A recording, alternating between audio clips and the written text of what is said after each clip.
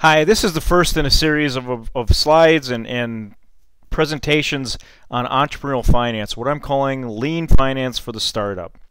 My name's Phil Greenwood. I'll be your presenter, and we'll hopefully have some good information for you. The podcast series, as we noted, Lean Finance for the Startup, is going to be a series of podcasts or recordings with slides, and it's taken information taken from my entrepreneurial finance course I teach at the University of Wisconsin-Madison at the Wisconsin School of Business at the MBA level. Me, myself, I'm a lecturer in entrepreneurship, finance, and strategy at UW-Madison. I've been teaching there for over 10 years in the area of entrepreneurship, venture capital, and such, and in addition have about 25 years of business experience. For more information on my bio, you can go to philgreenwood.us and get more detailed background. Now, one of the things I always like to start my class off with regarding small business startups and such is to talk about what are the reasons for small business failure. Because my belief is that if an entrepreneur and their management team understands those reasons why businesses fail, they can take action to try to prevent it. Well, number one, of course, the number one reason, this is a study done by Dun & Bradstreet, by the way, over a number of years. The number one reason for most small business failure is inadequate sales, which makes total sense. The second most popular reason, according to Dun & Bradstreet, was having too many sales, in fact, too much growth. The third reason, heavy operating expenses, not being in control of your budgets, overhead, and such, leading to basically running out of money.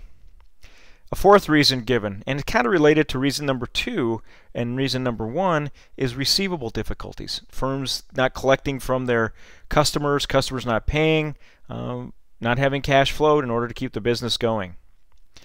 Fifth reason given by entrepreneurs for failure in small business is competitive weakness, which makes total sense. If you can't maintain or stay above what your competition's doing, chances are you won't be able to stay in business long. Number six, inventory difficulties. For retail firms, manufacturing firms, this is one of the big reasons for failure.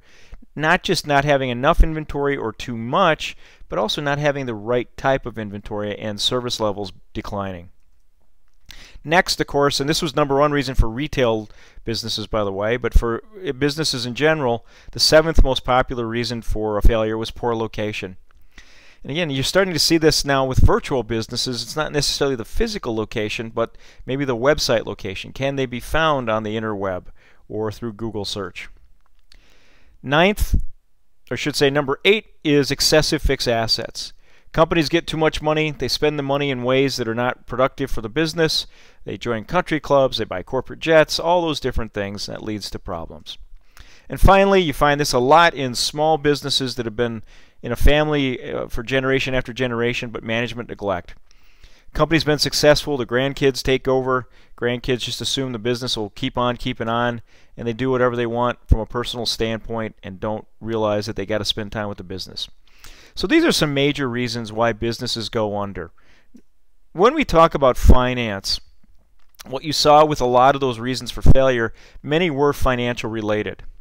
Some other interesting financial facts, especially in the startup mode, that I think a lot of people have misnomers about, and this comes from Scott Shane of Case Western, his book on Illusions of Entrepreneurship, that about almost up to 85% of startups, the funding for those startups comes from entrepreneurs, family, and friends. The average startup only takes about $10,000 in startup money. So you can imagine the most common financing instrument there is either going to be the personal assets of the entrepreneur or credit cards. Now, not a lot of, most firms will never see venture capital. And as you see that last statistic, it's kind of astounding. 99.9% of all existing startups, of the hundreds of thousands that start up in this country, in the U.S. every year, will never ever need or receive venture capital financing. When we start talking about financing, and issues we'll be discussing throughout this series of podcasts, is to make sure that when we talk about financing that there's no one type of financing or type of investor that fits all types of entrepreneurs and their business models. Financing has to be very creative, and they has to be matched to the needs of the business. Additionally, there are all types of entrepreneurs, but there are also very many different types of investors, different risk tolerances, different needs. Some investors are very averse to potentially losing their money. Some want income streams. Some are very patient and can wait until you ultimately sell the business. Thirdly, a third thing we'll talk about is one of the important things in financing is how you structure the deal and how you structure the investment. In other words, how you structure things, especially early on, can have a major impact later on in the business and also affect how you get investors in future rounds. And finally, we'll talk about harvesting the resource. In other words, exit strategies, IPOs versus mergers and acquisitions versus possibly just buying back your stock. There's a variety of ways of harvesting the resource.